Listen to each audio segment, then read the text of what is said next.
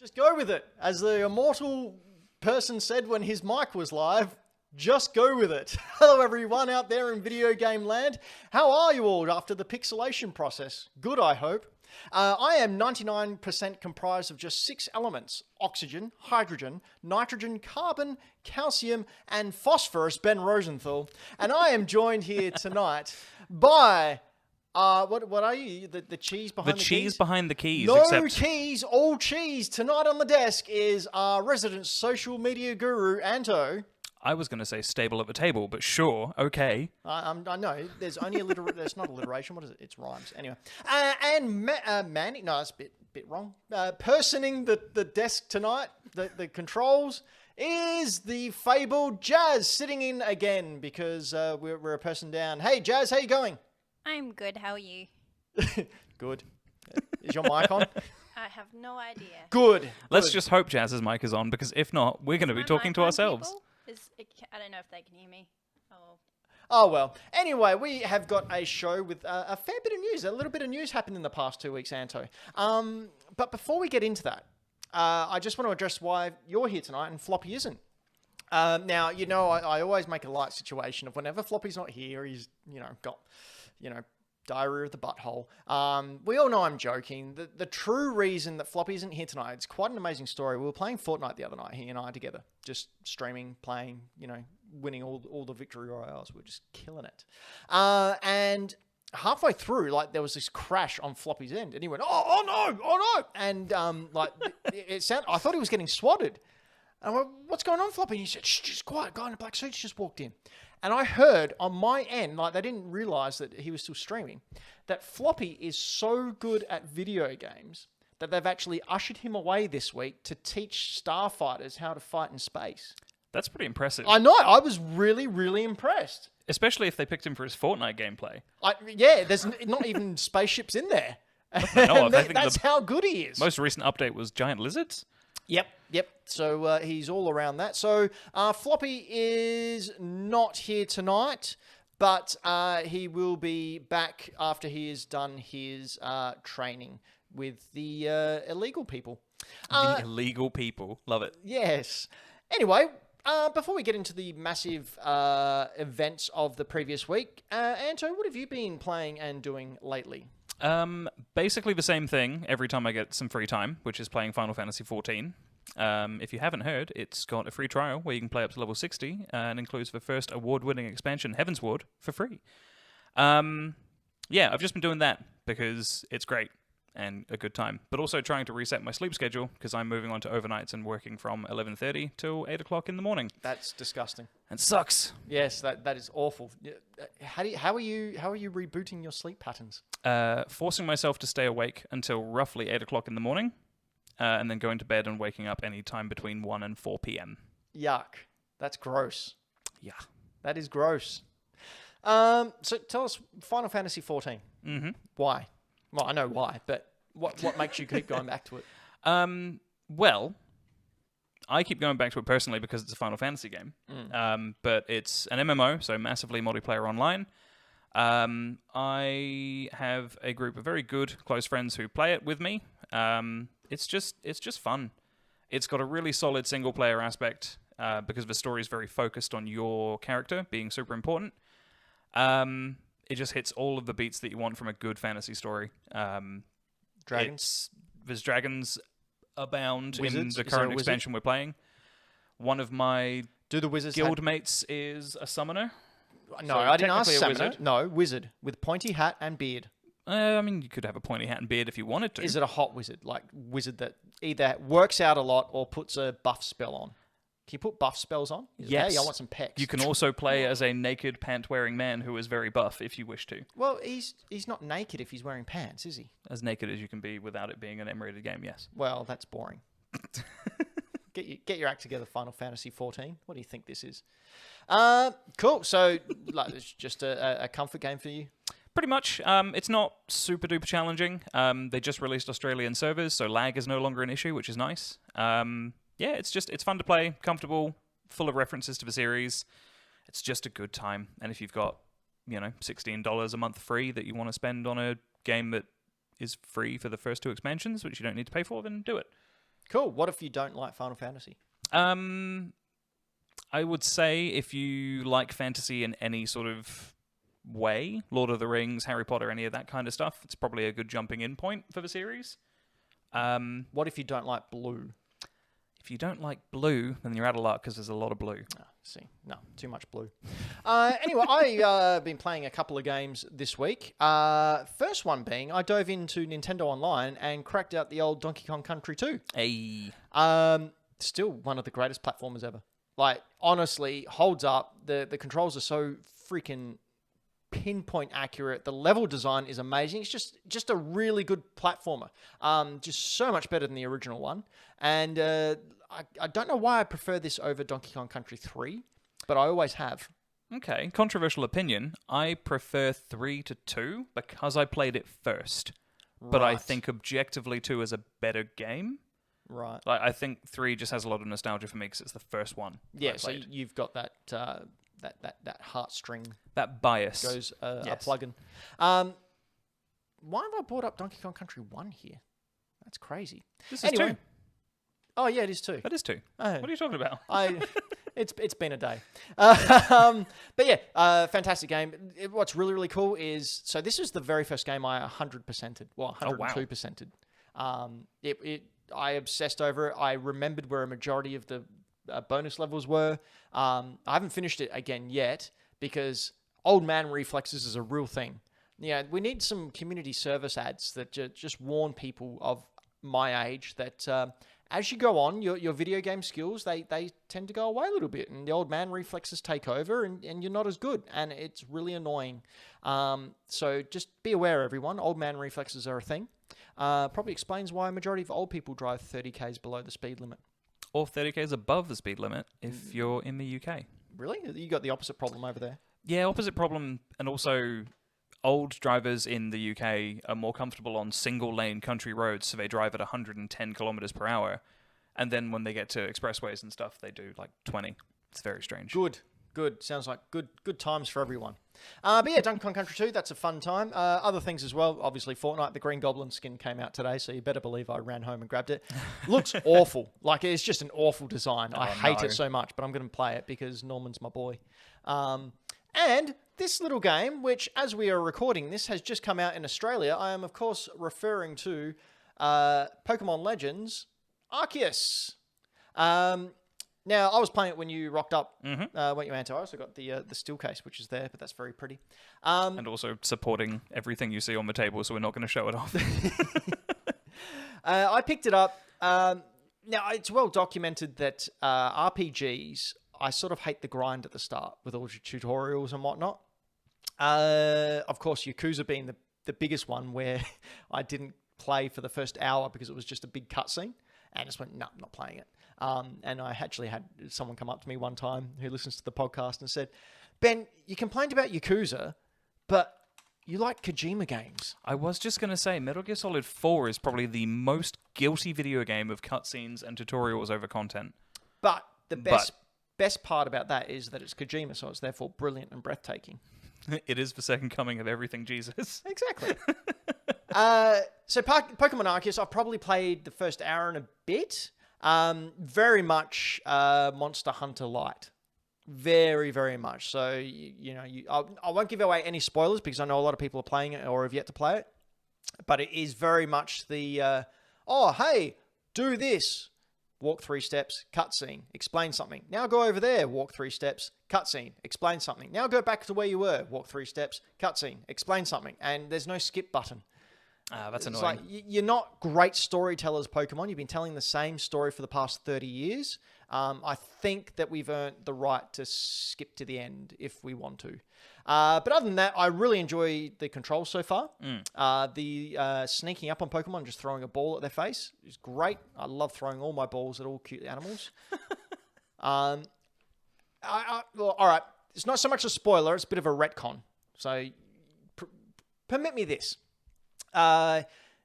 They are saying, obviously it's in the past, in the Sinnoh region. Before it was Sinnoh, it's now called, was it Hisui?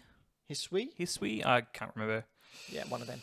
They have. Holy crap! That Shinx just went in. Yeah, he's battling. Shinx is a great little lion man. What they have done is they've retconned the whole Pokemon going into the Pokeballs. They said, all Pokemon have the ability to shrink down to a little size. All Pokemon are now Ant-Man. Yeah. So they can basically not only form lightning bolts out their eyes, they can also shrink down to microscopic size and quite comfortably live in these little balls that I throw at their face. Whereas I always thought, and it was my understanding, that they were digitized. We were having this discussion before, but you mentioned that, if it's taking place in the past, then... Yeah, I don't know how many years prior to the original series or mainline series it takes or is set, but, they've got ninjas like Koga, they've got psychics, they've got all these crazy, people with different skills and abilities. It's probably some kind of magic or something. Yep. I don't know, it's Pokemon. That's the best kind of storytelling. When you go, I don't know, magic or something. I don't know, Deus Ex Machina, let's go. Yeah, just because. Shut up. Hey, it's like we're writing Doctor Who. Yeah, we won't get into that. But overall, I think I'm going to enjoy it. It's not an open world, which makes sense. It is very much you go to a hub area, just like Monster Hunter, and you have to fulfill... basically, there's a whole game of fetch quests. You have the main... core storyline, which is fetch quest. Basically, the whole idea is to complete the Pokédex, which is great because that's what I love about Pokemon games: collecting shinies and finishing the Pokédex. That's what I get for it. I don't really get into the meta battling and that much anymore. I thought you were 100% going to say, the main goal is to fill the Pokédex. 10 out of 10, perfect storytelling. Yeah, well, it is. I really like the mechanics so far. I think it's definitely a really good step into what Pokemon will slowly become. Yeah. I think. From what I've seen of you play it this afternoon, I think it's going to rekindle my interest in playing it. Hope so, because you said you didn't dig Diamond and Pearl that much. Brilliant Diamond. Was it Brilliant Diamond or Shining Diamond? I can't remember. Brilliant Diamond, Either Shining way, Pearl. BDSM, let's go with that. Who's throwing balls at faces now? You. The remakes of Diamond and Pearl, I didn't have any nostalgia for them. I played Heart Gold and Soul Silver before touching Diamond and Pearl in any way. So I think my nostalgia is for that sort of style and generation of the series. And this one just didn't gel with me, so I sort of stopped. Did you say you played Sword and Shield? I did, but I also hated it. Because it was in your hometown? No. I had a part to play, but no, I felt like it was taking 50 hours to get to a plot point that could have taken 2. Yeah, well, they got a pad. Yeah, it's just, I'm not into that. If I'm going to play a game that requires me to spend more than 50 hours, it's going to be something that I know I enjoy. Hey, Jazz. Yeah? What's your favourite part of Pokemon? When you turn it off. Pokemon Gun for Game of the Year. Speaking of turning off, we don't want you to turn off. In fact, we want to turn you on to our podcasts over on all podcast apps, or over on youtube.com/hackthedino or on twitch.tv/hackthedino, where we stream the live recording of our podcasts each and every fortnight and then cut it up and post it on all the podcast apps. But if that's way too much to remember, head on over to hackthedino.com. Be sure to follow all the links. There's links there to our merch. There's links there to our socials, which you're doing very, very well at, Anto. You say doing very, very well at. In the last week, I've been locked out of a Facebook account, and I'll need you to get me back into it later. Oh, really? Yeah. No, I don't. Not for any nefarious reasons. Just I got rid of my personal Facebook account, and now I don't have access to the Dino one, so I'll need to get back into that. I'm not that fussed about Facebook. It's the destroyer of all democracy. Meta. So the TikTok and Instagrams and whatnot. I tell you what, the Instagram algorithm is really, really good to us. Really it's good. Doing well. Really good. So head on over there. Be sure to like, subscribe, tell your friends. I put up 1 second. 1 second. Yeah, it's probably about all the good content we have. 1 minute snippets of the show that you can quite easily show friends and go, hey, this is really good. You should subscribe and follow them and worship them with all your balls. I don't know. Speaking of balls... It Xbox. took Xbox some goddamn balls to buy Activision Blizzard. They've got big old dingleberries hanging around because, in case you didn't realize, Xbox, or Microsoft specifically, has purchased Blizzard Activision for close to $70 billion US. Wasn't it 68.7 US Whatever, billion? like when you got that much money. Yeah. So for those of you who didn't know, that is, I think, half of Microsoft's liquid assets. Half of Microsoft's, the fourth biggest company in the world, half of their assets that they've purchased. Yeah, it's pretty nuts. Like, wow. Like, I still remember logging into Discord when I woke up, and Michael Towns, one of our moderators and supporters in our Hack the Dino Discord, which you can join just by heading over to hackthedino.com. yeah, or bit.ly/hackthedino. Posted the news and said, I can't wait to hear Ben's reaction when he gets up and reads this. And my goodness, I was blown away. Now, we've made a public statement that we weren't going to talk about Blizzard Activision. Obviously, we are now because this is huge news. Also, on the positive side, Phil Spencer has come out and basically said, we look forward to bringing Blizzard and Activision in with us. We can see it on the screen now. Into our creative space where everyone is equal. And basically saying the higher-ups are bye-byes. It's been revealed...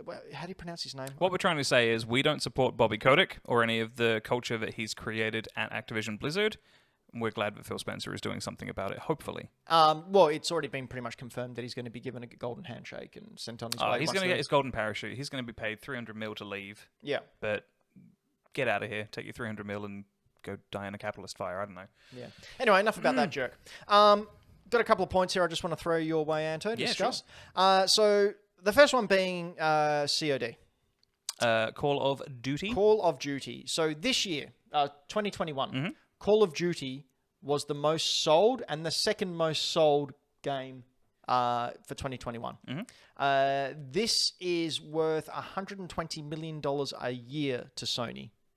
So this is a game which is now going to be owned by their main opposition. Yep. So far, Xbox has... Phil Spencer came out and said that he spoke to his offsiders. They spoke to their friends at Sony. Yes, offsiders at Sony. To let them know that they'll honour all agreements, moving forward. However, it's been revealed that there's only a commitment to release COD 2022, 2023, and Warzone 2 in 2023. And after that, who knows? Yep. Now, of course, Sony came out as soon as they could and just said, congratulations. We expect you to honour all your agreements. Yeah, it was a very sternly worded, congratulations, you douche. Yeah. But you know what? It's not a thing between friends. It's a business. Xbox have always lagged behind. Always. The only way they can get up is to buy properties, and that's exactly what they're doing. And why wouldn't you go for the biggest one there is? Apparently, EA was also in the under consideration. Yeah, EA were trying to buy it as well. And I mean, well, that's like for like, isn't it? Yes. But it's just weird that Xbox now owns Crash Bandicoot. Yeah, I thought that was weird as well. Like, to me, it doesn't make sense for certain properties to be on certain platforms. Specifically, Crash, Spyro, and Final Fantasy, to me, don't make sense not being on PlayStation. Not to say they shouldn't be, just my brain doesn't see those games' UIs with anything but square, circle, triangle, and cross. Like, it just doesn't make sense to me. Triple India in the chat has just said, you don't spend $70 billion to make friends. I mean, some people do. That's brilliantly put. All right, so what do we think this means for the future of video games? Is this setting a really dangerous precedent? Is this going to start off a different kind of console war where it's not about games going out, but who can buy up the most properties? I think it is. My opinion is that it does set a sort of dangerous trend that could start. If companies with this much money are able to just buy up entire other companies because they want to, we could see Amazon buy EA or, any other giant AAA publisher and producer, and segregate the market even more. Well, you've got also rumours coming out lately that Apple are looking into bringing out a console as well, finally. It's just going to really heat up because if you got Apple's buying power and they're getting studios, they've obviously already got Apple Arcade, which is pretty good. It was nothing groundbreaking. But, I mean, you can't compete with someone who has that type of money who will just buy up these assets. Yeah. Floppy, I was speaking to him about it, was really, really worried about it because, he thinks that it's just going to create a monopoly and blah, blah, blah. Me, for once, I'm looking on the optimistic side. Okay. I will play devil's advocate this time around then. Good. So optimistically, I'm thinking it gives the opportunity for some of these lower end studios, so like the A studios, not the AAA studios, the B studios and whatnot. Yeah, the independent the studios. smaller sort of teams within companies to... Yeah, so it would appear to me, or make sense to me, that like Sony and Nintendo will either pump money into them to, sign up exclusive games. Not necessarily buy them, but pump more money into them to get new and exclusive IPs for their consoles in order to make more and interesting new creative IPs. Yeah. I think it's, if we're being completely optimistic, which is very strange for me, which is why I'm stumbling over my words, it could be opportunity for people to leave these big AAA studios and start up their own studios, which we saw during the week. The Yakuza team... The Yakuza team have started their own development studio, which is going to be interesting. So stuff like that. Like, what if we start to see those guys sort of come to predominance and maybe Candy Crush Saga doesn't do as well anymore because they come up with Candy Cane Saga? I don't know. I agree with what Jazz just said. Everyone should just start coming up with ideas and floating it to whatever studio wants to make the game. Yeah. But I do have some thoughts on the whole Microsoft versus Sony thing, because I think Nintendo, no matter what, are just going to do what they do. Yep. They've very successfully cornered their own part of the market and have done for their entire existence as a video game company.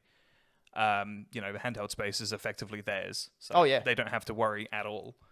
But as far as Sony and Microsoft go, it's eventually going to become a battle of who can throw more cash at a studio. At least that's the fear I, Floppy, and a few others probably have. As far as the legality of it goes, I'm not a lawyer or an expert in, laws around monopolies, but... I am. Let me tell you that it's all fine.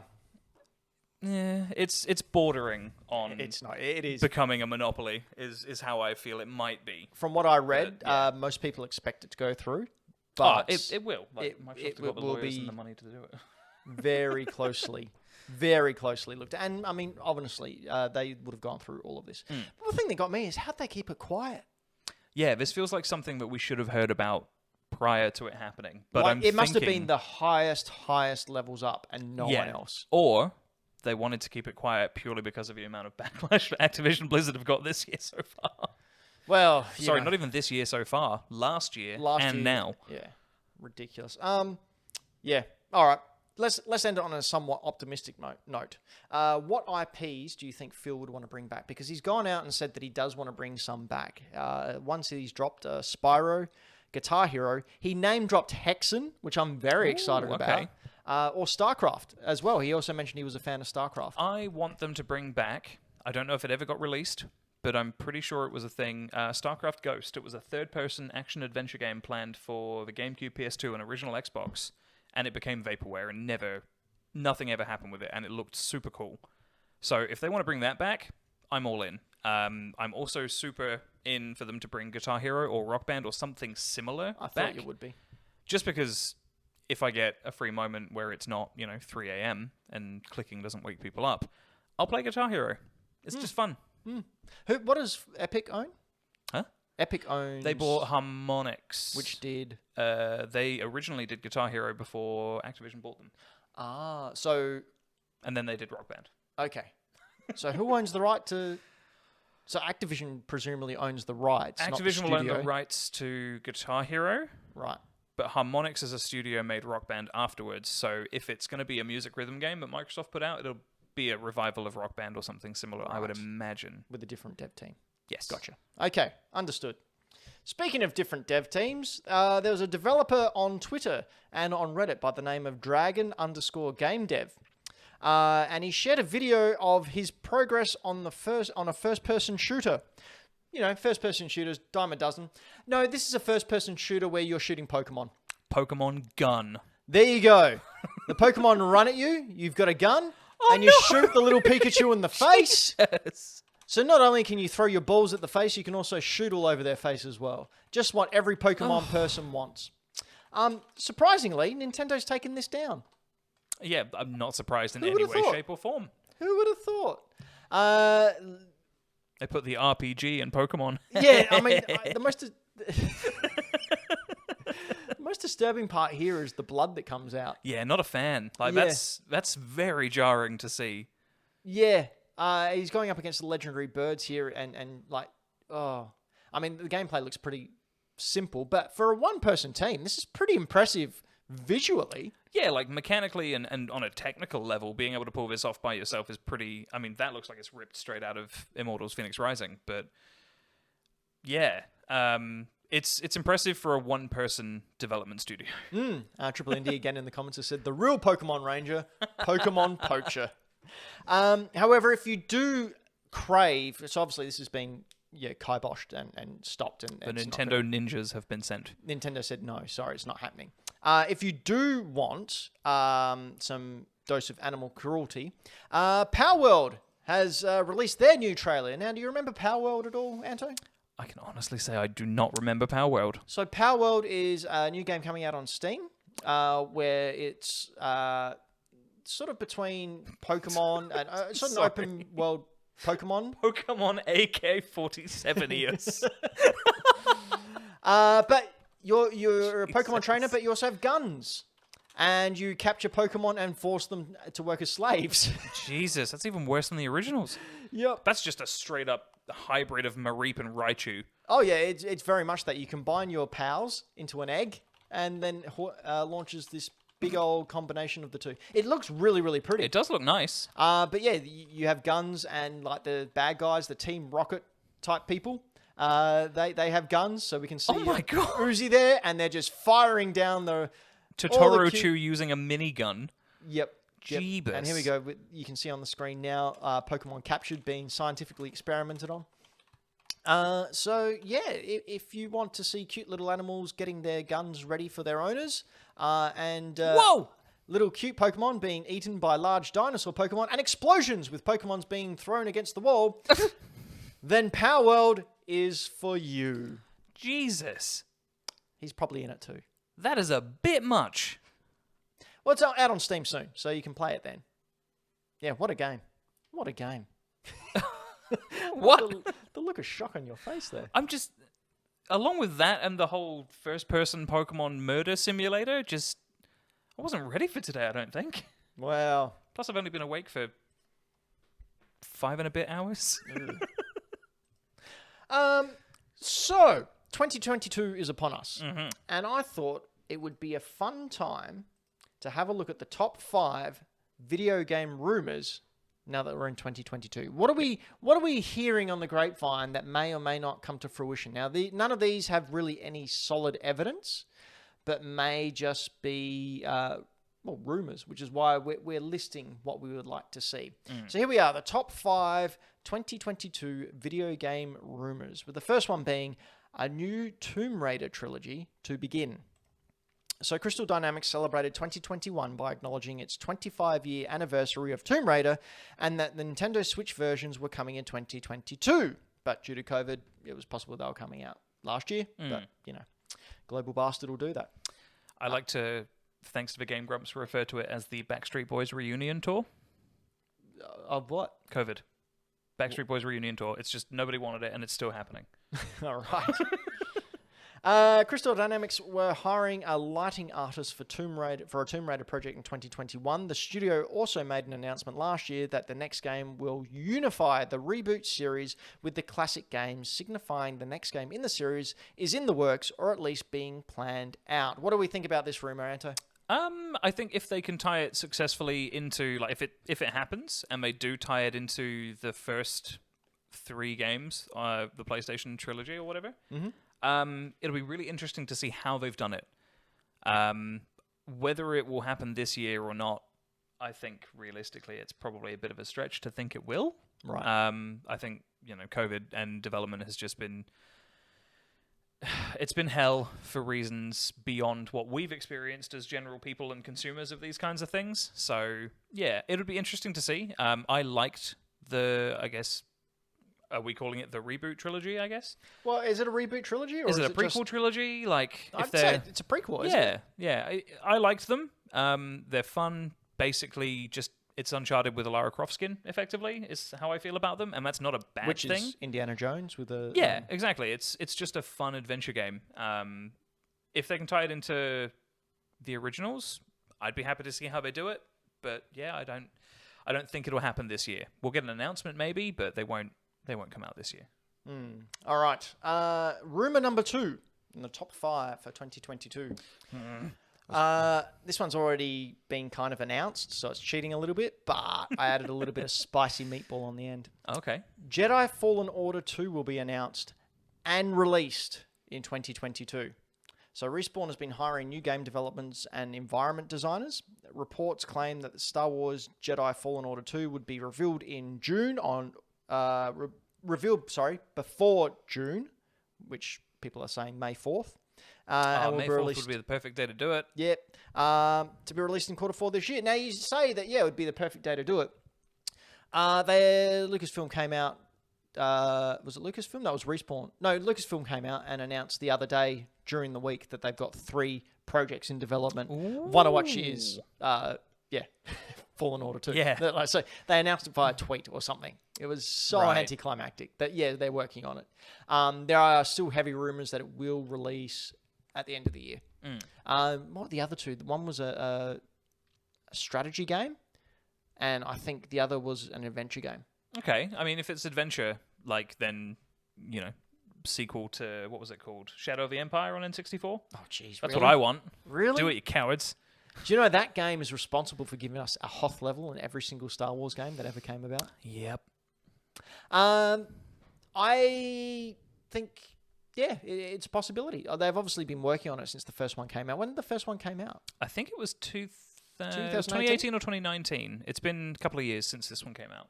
Yeah, so I'd say 19. So obviously they've been working on it. They'd have the engine. I'm assuming they'd have the storyline already sort of primarily there. You don't really get to do these things with Disney unless you've got a path to more money. Yes, path to more money. Not necessarily a full-fledged plan as such, but it'd be hard to think that after a couple of years they wouldn't at least have the scenario and storyline plotted out, ready for actual development to start. So, did you happen to see today they released footage of Amy Hennig's cancelled Star Wars 113 game?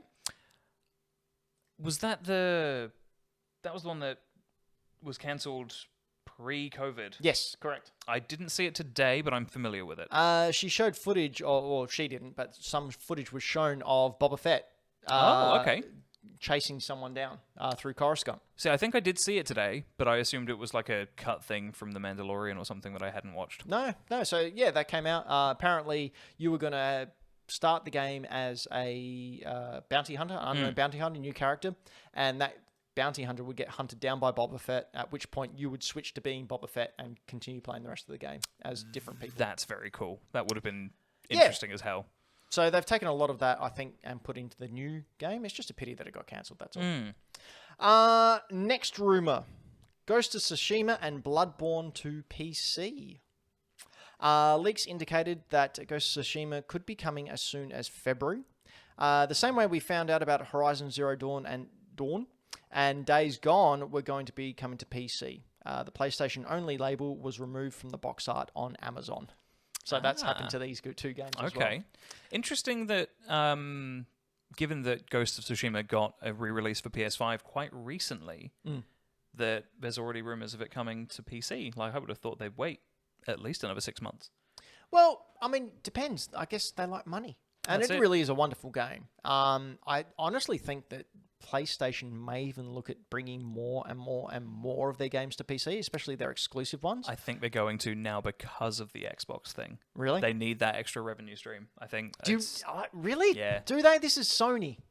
Yeah. They're not as big as Microsoft, but it's Sony. It is Sony, but you mentioned it earlier, the big 4 companies, it's Amazon, Microsoft, and 2 others, which I don't know of. Sony aren't in that 4, as far as I know. So I wouldn't say they need the revenue stream, but they'd be stupid to not take what is effectively free money. Yeah. Because the PS5 is just a PC in a box. Well, that's all consoles, isn't it? Nah, maybe not the Switch. It's more like a smartphone. It's more of a hamster going around on a wheel. Yeah. The Bloodborne rumor has been going around since 2020. So whether that's Bloodborne actually PC happening, rumor has been since 2016. That's been ongoing for a while. I think specifically the upgraded version that came to the Yeah. PS5 is what they're hoping for. Look, do you want to read out this next one? I reckon so. All right. Are you sure you don't want to take this one? It's something close to your heart. It's close to my heart, but not as close as the one after it. So, continuing from late last year, Chrono Cross is supposedly coming to PS5. That's all well and good. Chrono Cross, as far as I know, never came out in Australia or Europe or the UK. It was very much an America and Japan only thing. Yeah, I believe so. So it's weird that would come out first, and they wouldn't bring something like a Chrono Trigger remake in the style of Octopath Traveler or Yes. Project Triangle Strategy. Where is that? Like, are you reading my notes, or is that just something you believe in as well? And you've gone, yeah, Ben's right. I remember your notes. I haven't had a chance to read them yet. Well, I'm putting my go. own spin on it. Do it. Go. But yes, I agree. But yeah, it's very strange that a game that's been ported from the Super Nintendo to the DS to the PlayStation and to smartphones hasn't been given even like a modern sort of HD upscale even. And it's not like it's a game that won't sell. No, it just will. People are buying the Super Nintendo cartridge for $700-800. Yeah. It's one of those games that, it's either people love Chrono Trigger and don't play other RPGs, or they love Chrono Trigger and then are still mad that Final Fantasy and other Final Fantasy games and Square Aren't Chrono RPGs Trigger. aren't Chrono Trigger. So it's culturally relevant enough to do well. Mm-hmm. I think if they're going to do it, they need to just do like a pixel remaster, similar to what Square have done with Final Fantasy 1, 2, 3, 4, 5, and 6. Yep. Or just straight up port. Yeah. Don't change it. It's already perfect. Yep. Yep. Put it out on the Nintendo. Put it on the online Switch. thing. Yep. Just Put everything on on Switch. Switch Online as a digital release. Let Limited Run put it out on a cartridge, and I'll spend $70 on it. I will I'll do it. spend much more than that. I'll do it. It's one of my grail items, Chrono Trigger. Yeah. Anyway, but we're talking about Chrono Cross. Now, I've got some notes there that suggest that the Chrono Cross remaster remake is indeed happening. Do you want to go through some of them? Yeah. So the title's existence was first sort of hinted at or revealed following a leak through the NVIDIA GeForce library update thing that happened back in September. There are a bunch of titles in there. Outcast 2, God of War getting a PC port was part of that as well. So that kind of lends a little bit of, what's the word, credibility? Sure. Credibility? Relevance? I don't know. It just makes it seem like that's probably going to be a thing that happens. There was also a crossover with another property called Another Eden, which was a mobile RPG, probably a free-to-play one. It is. And was it co-creator? Like one of the writers of Chrono Trigger Yes. was part of that as well? Kato? Masato Kato? Masato Kato, Yep. yeah. So, yeah, it feels like it's coming, and there just needs to be more news, because I know this guy's excited for it, at least. And Yeah. I'd be keen to play it too, because I've never had even the spoons to emulate Chrono Cross. I've got it in there. Yeah. It's in my Chrono Trigger collection. Of course it is. Yeah. Hopefully soon. Right. Kojima time. Yes. So, the Maybe. number one rumor we've got coming into this year is, of course, the Silent Hill reboot announcement by Kojima and Del Toro.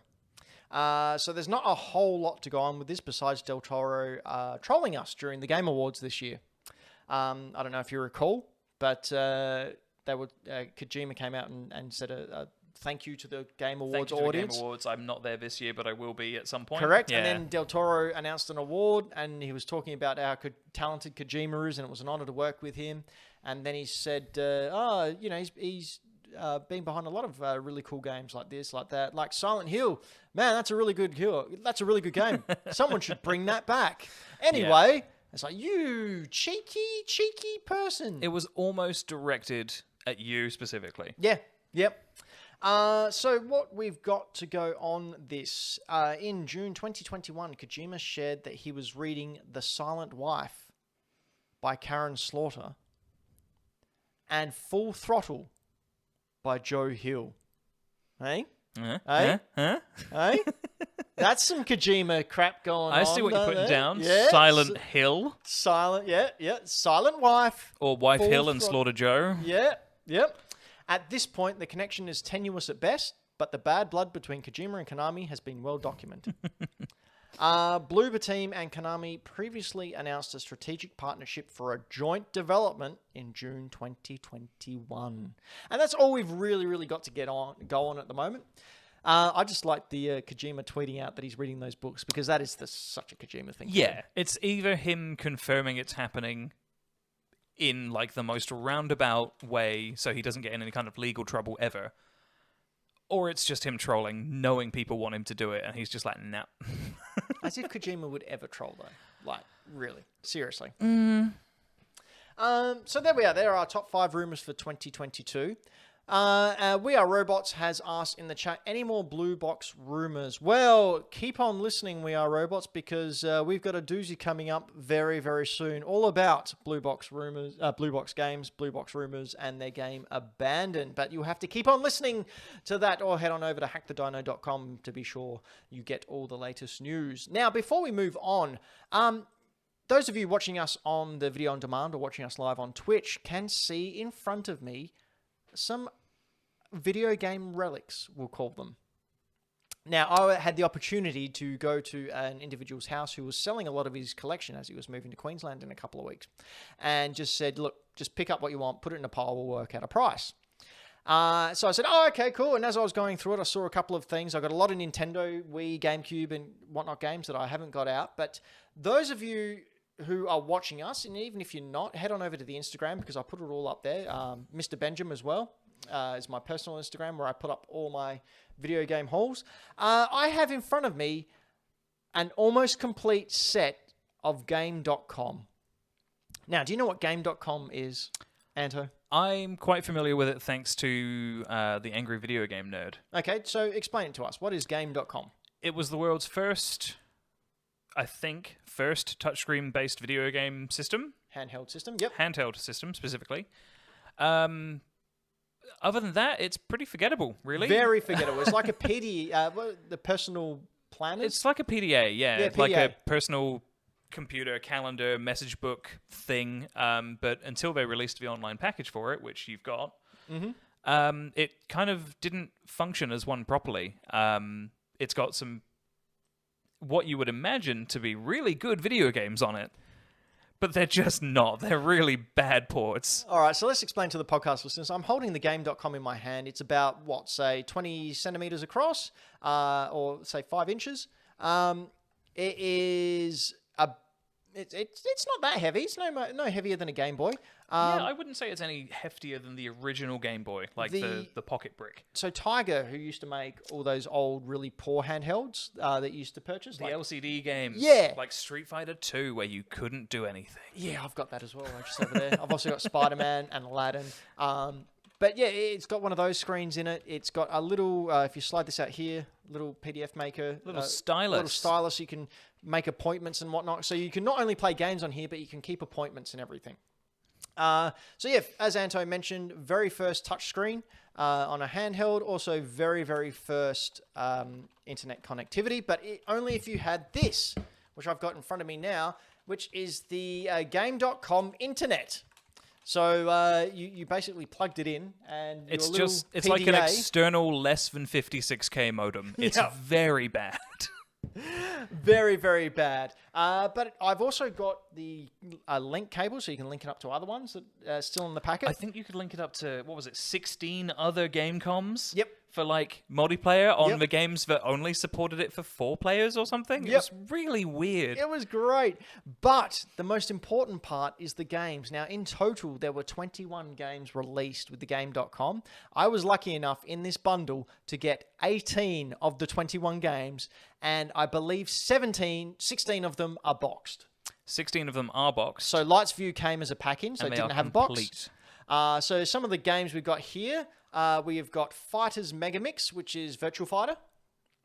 I've got Duke Nukem 3D. Which, as you can imagine, on the Gamecom is not 3D. No, I'm looking at it now. Look at that. You played. It's very similar to, if anyone has played it, Phantasy Star, the original. Yep. It's very isometric-y, sort of 3D in that sort of forced 3D drawing perspective. Yep. That's how most of these games are. Michael Towns in the chat has yelled out Sonic Jam. Yes, Sonic Jam was there as well. Yep. I've got Jurassic Park, The Lost World, which is something. Oh my gosh, I should take a picture of this because it looks like the T-Rex is a massive erected penis. Look at that. Yikes. I am going to take a picture of that, and that'll be up on benjamin.com or hackthedino.com straight after the show, so be sure to look out for that. Batman and Robin movie tie-ins, so you can play Batman and Robin with all their bat nipples on thegame.com. And also Resident Evil 2. Now, it also has Mortal Kombat. Incidentally, some of these games go for stupid amounts of money. Resident Evil 2, I looked up, goes for about $120. Yep. That's not even like in good condition either. And this box Ben's holding is Very, very near good. flawless. There's maybe a tiny bit of wear on the opening from when it was first picked up. Yep. And other than that, So- all of these are in really good condition. Also in this bundle, I got this little one. the Gamecom too. Yeah, no, it's called a Pocket Pro. Yeah. The Gamecom Pocket Pro. So basically the Gamecom, but half the size. So that was in the bundle as well. So, Anto, considering how much all this is worth and the fact that it's a very rare, hard to get machine, how much would you expect that I would pay to get all this stuff? Are you asking me to tell you what I already know? And No, that's no, how no, much no, you no. spent, or what I would expect to pay for this on eBay? Learn to play the game, man. No, I know. I'm Learn to play the game, calling man. you out how for a much, reason. How much do you think? I think, I think realistically, based on Resident Evil 2 alone, you would have spent close to $1,000, if not more, for all of this together. Really? $1,000? Yeah. Yeah, way overestimating. I'm maybe putting more of a value on the nostalgia of this thing. Possibly. Honestly, Possibly. if from what I've read and looked at, I can see probably $500-$600 Really? as a bargain. For 18 of the games, most of them boxed and Yep. complete? That doesn't... Yep. yeah. I paid the grand total of $20.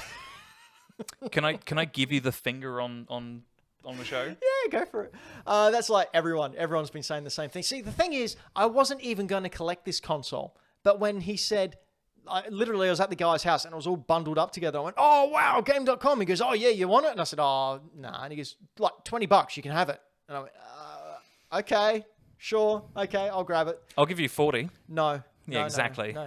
So It's doing a Persona little bit all over again. doing a little bit of research that this actually was released on my birthday in 1997. So I No now joke. have something that's tied into it. I think there's 3 games left that I need to get.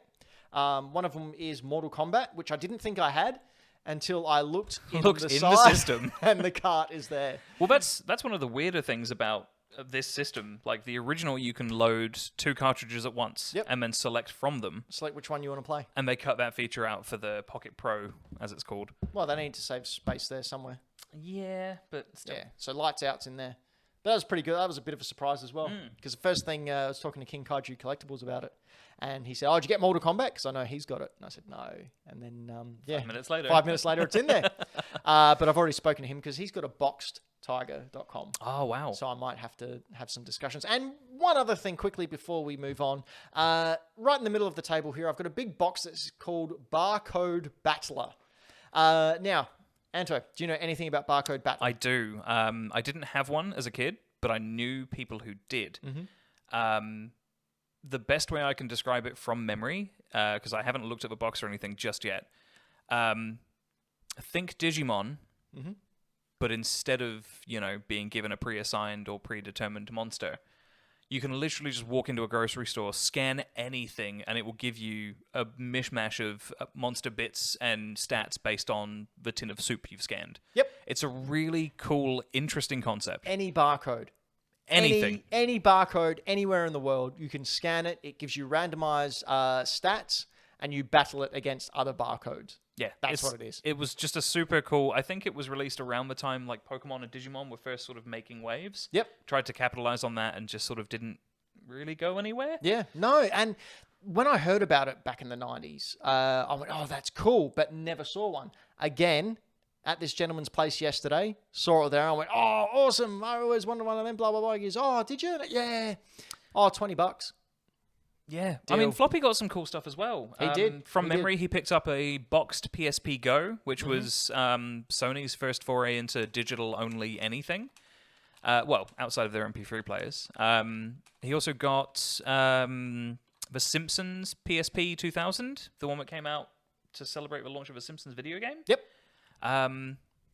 Couple of other bits, GameCube games, Dreamcast stuff, like folders full of Dreamcast discs. Like, this guy's got a gold mine of a house. Not anymore. And he lives in Mount Barker. No, I'm he not doesn't. telling you the real address because I want to go there next week. Shut up, everyone. No, this is it was quite good. I did spend a lot of money there, so there's a reason why he gave me this stuff really, really cheap, because Nintendo stuff is not cheap. But I filled out a lot of holes. I got Tokyo Mirage Sessions On the Wii U? on the Wii U. Oh, it's such a better release on there. I got Paper Mario on the Wii U. Color Splash. Color Splash. I got Wario Game & Watch. I got heaps of Wii games that I was missing for my collection as well. Yeah, just super fun, super cool. And he threw in a whole heap of freebies as well. Yeah, if anyone made it down to the, was it Comic and Toy Fair last year? Yep. I picked up a complete inbox, Neo Geo Pocket Color, which had, at the time, the first non-Sega platform Sonic game on it. And I think they chucked in like 6 or 7 other games, and I spent not even $300 Oh, that's on also I was going through all these amiibo because my daughter collects Animal Crossing amiibo, and there was one in there that she wanted. And there's like probably 20, 25 amiibo in there. Your common ones, but there was also Pokemon ones in there. Well, Fire you've got Emblem. the Game & Watch one as well, with all the different standees of his shapes and stuff. Yep. And I said, oh, okay. So I was picking out, I grabbed the Fire Emblem ones because they're ones that I don't have that are fairly sought after. And he once again he goes, oh, look, just take the whole thing. And then because I was talking about Jazz, who is in The cheese love behind with the Disney, keys today. because they were also, he and his partner were big Disney fans as well. And he said, oh, look, grab this. And he grabbed sort of like this Disney book off the shelf and said, oh, she might be interested in this. It's like a treasure trove for the Oh, thing. that's what that thing is. Yeah, and then some other stuff. Oh, take this Disney stuff, see if she wants it. It's like just really, really cool. Anyway. They're just really good dudes. His name is Peter. He lives at Mount Barker. Peter at Mount Barker is where you need to go. Certainly no garage sales around the area. But you know who else likes Garage sales? garage sales and selling their garages to people who do need a garage in order to keep all their useless crap that they get from people? Are the fine people that sponsor this show.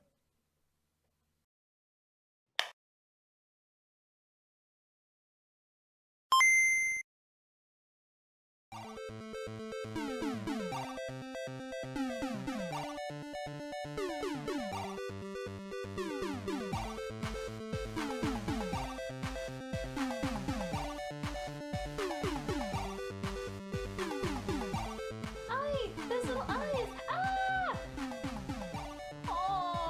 Oh my God, I love him. Why is it a hat? Not the doggos. I can't even read anymore. Ah! I can't even do it anymore. I have to finish this game. I have to finish this game. Hello, everyone. We're back, and so glad that you're here with us to also be back. We can be back buddies. I don't know what that means, but let's find out together in this crazy thing we call Crazy thing we call life. I don't know. back again. Back to Backstreet's back. back. Back to the bone. Back door man. That was a song in the 90s. Really problematic. Was it? Anyway, speaking of problematic, Anto. I'm not problematic. What are you No, talking about? but many of our Patreons aren't also. It could be problematic if you're not subscribed to the Patreon. That's right. That's where we're going with this.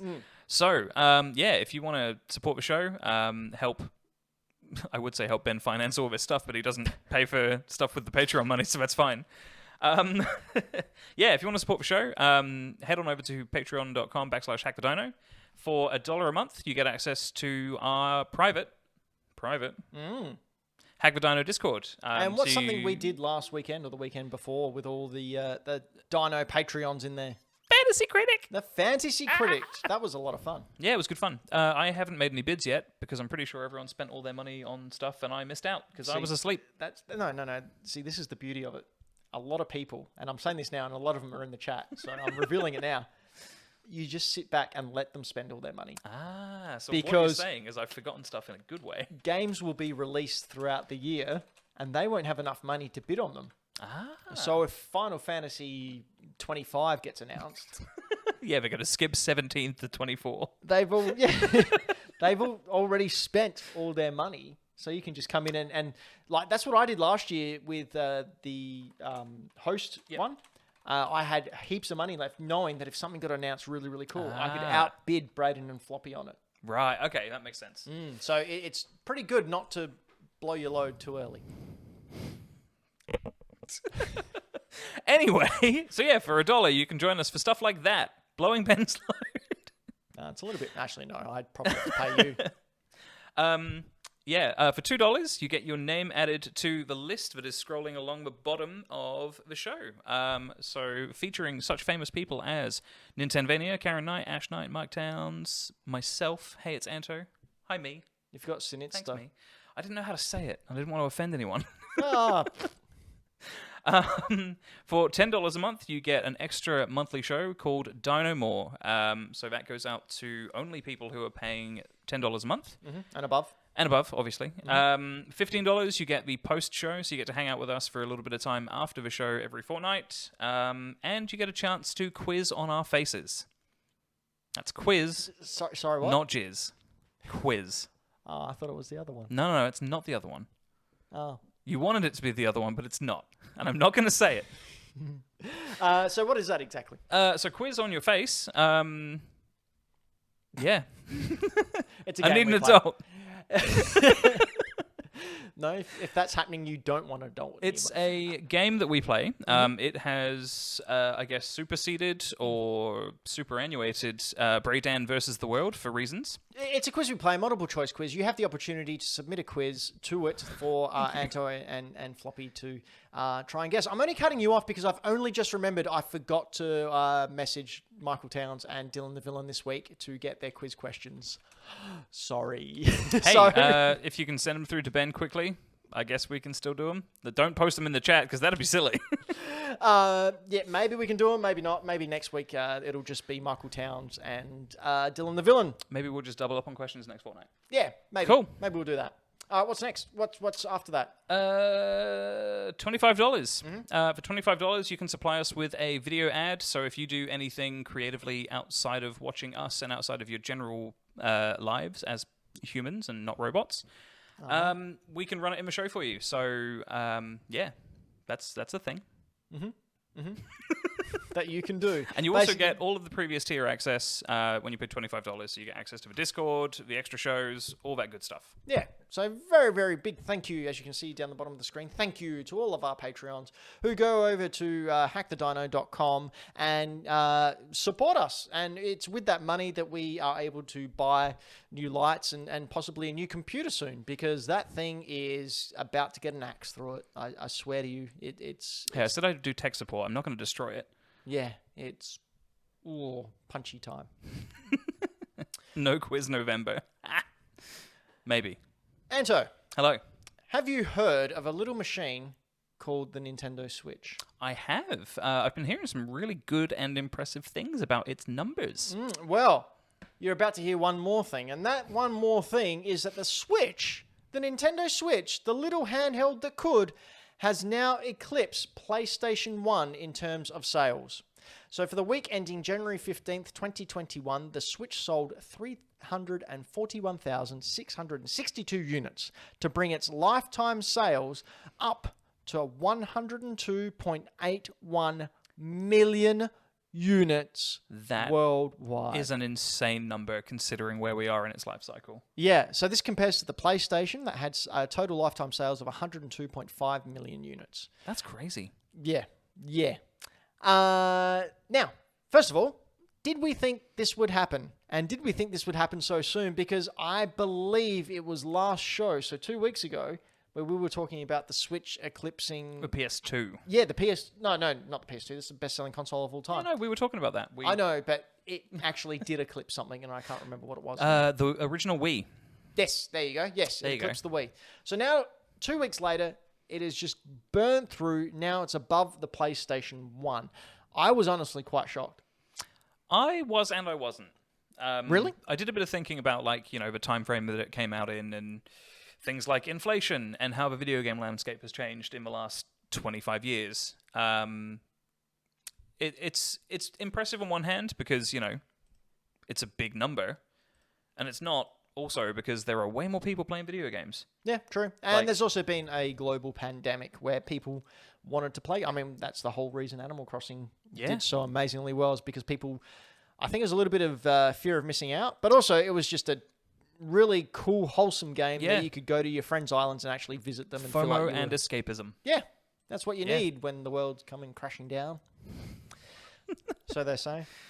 So it is now, the Switch is now the 5th best-selling video game platform of all time. That's crazy. Especially after the Wii U. Yeah. Like, This is What a I was change. Having this discussion the other day with someone, Nintendo is so frustrating. Like, you look at their history, the NES, pretty good. gangbusters. Game Boy, Gangbusters. very good. Super Nintendo, extremely good. Nintendo 64, great system, did not sell well. GameCube, great system, one of my favorite systems ever, did not sell Most well. powerful of its generation. It's a great console. It is. I Fantastic played it just system. the other day. Then we had GameCube, then it was the Wii. Boom, absolutely went stratospheric. Then the Wii U. And then of course the Switch. And of course the Game Boy iterations in between them, which, you know, they've never really had a bad one. I think the Micro didn't sell too well. But... Yeah, the Micro missed out a lot of stuff, Virtual like- Boy. We forgot Yeah, the Virtual Boy. Boy. How could we forget you? I have a Virtual Boy just there. It gives me headaches. Yeah, it'll do that. That's why it didn't sell well. But yeah, Nintendo's very frustrating. Like, okay, they take risks and they take chances, but I don't understand how it can ebb and flow so much. Like, so much. Yeah. It's one of those weird things where you wish sometimes they would just sort of hop on board with what other companies are doing, but then if they didn't do what Nintendo do, Don't say it. Don't. then we wouldn't have what we have now, is what I was going to say. What did you think I was going to say? I thought it was going to be a Nintendo don't. No, I wasn't going to Genesis does everyone, it's fine. Yeah. But yeah, like it's Doesn't definitely do much anymore, does it?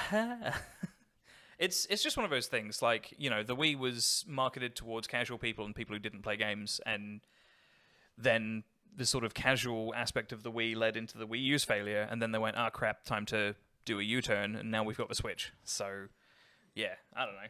As Michael Towns is pointing out in the chat as well, Nintendo has enough cash in the bank to fail 2 or 3 gens in a row before taking a hit. Yep, I've read and heard that from, like, investors and market people all over, like, Kotaku and comicbook.com. Because every single one of their systems makes money. Yeah.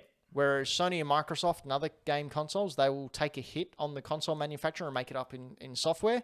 Nintendo, nope, they're making a profit each and every console. Yeah, they tried the let's make a cutting-edge system with the GameCube, and it didn't work for them. And they've never gone back to that sort of mentality with system design and production ever. So, yeah.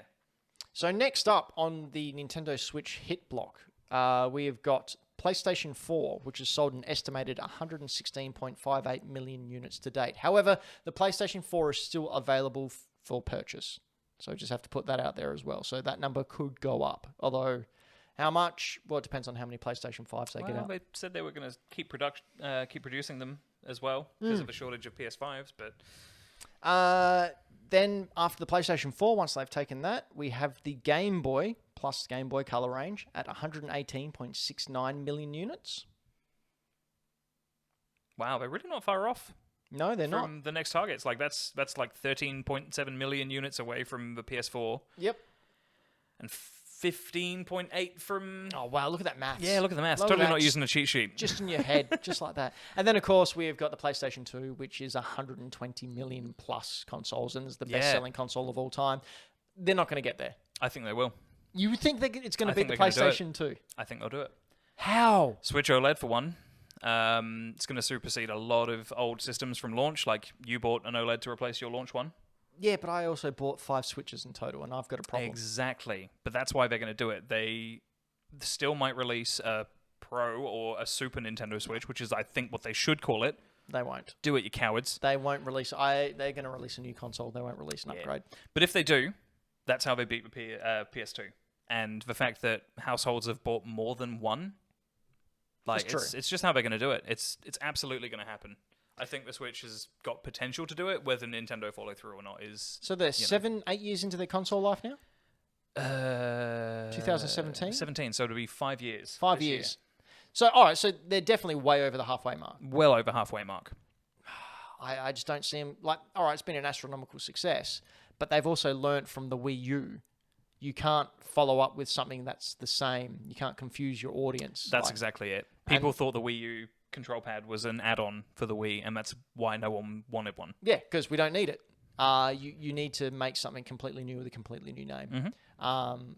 Even calling it Super Nintendo Switch, parents will just go, no, you've got a Switch at home. You're not having one. I don't know. I think they will go with a new console before they upgrade anything. It's just weird we're getting Breath of the Wild 2 this year. Yeah, I mean, that might sell systems for people who don't already have it or, bought the first one on Wii U for whatever reason instead of getting a Switch. Well, I bought it because I have a problem. Didn't play it on the Wii U. It's just for my collection. It's still sealed.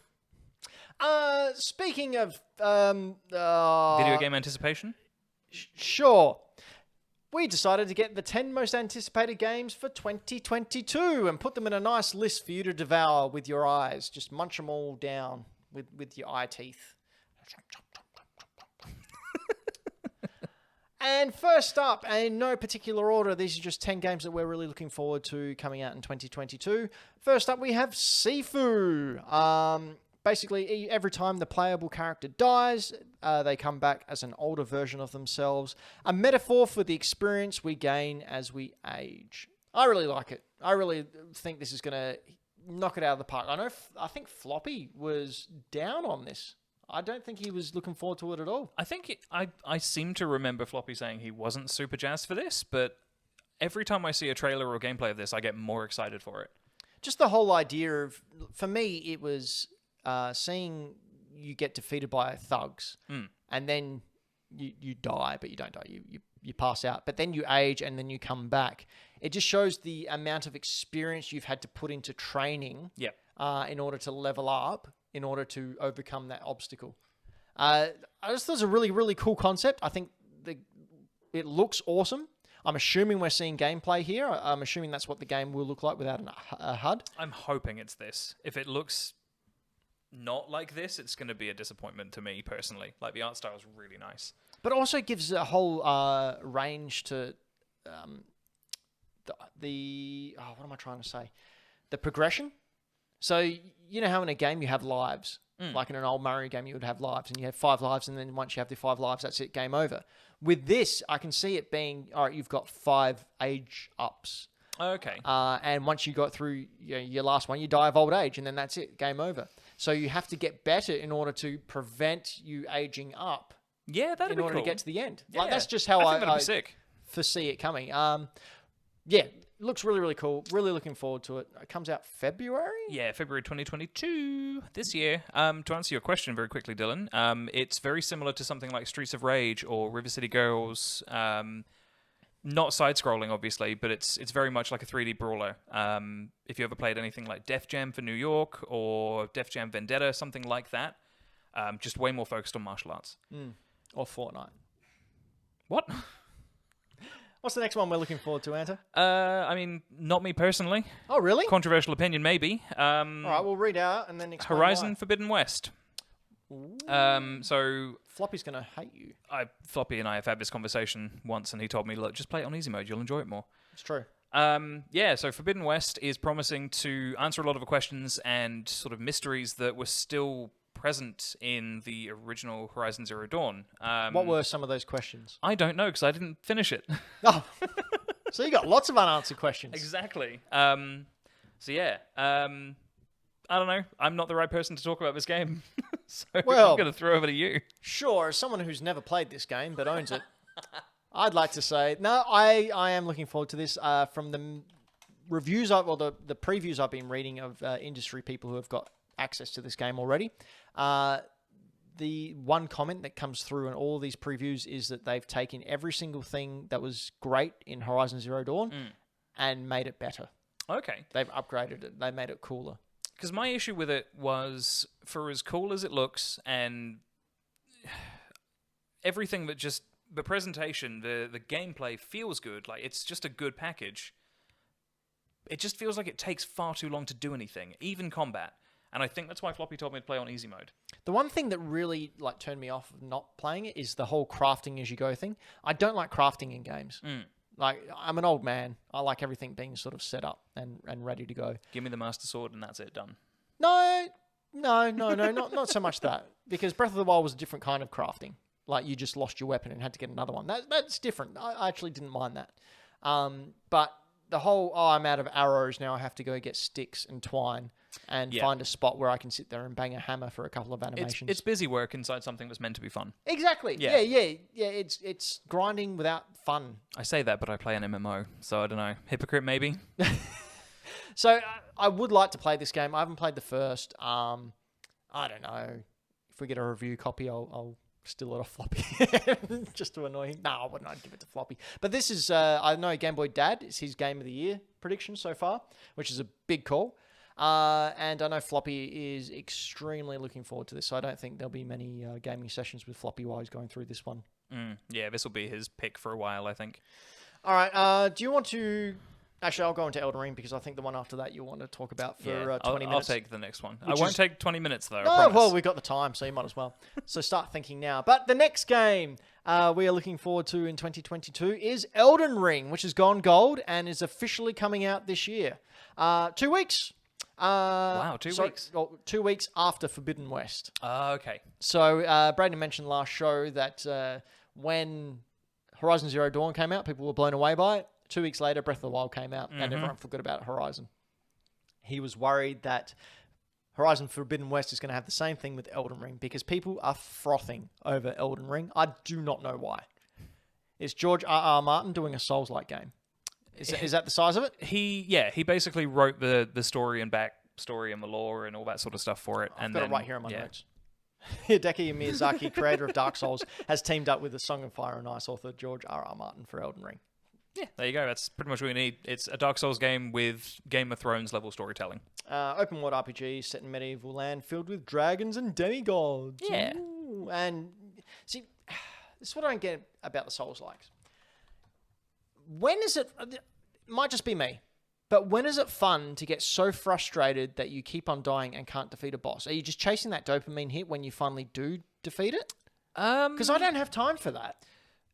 It's an interesting one, and I've got some friends who, the Souls series is their favorite series of all time. It's just the lore, the world, the universe, it's perfect, and the gameplay is what they like most about it, I think.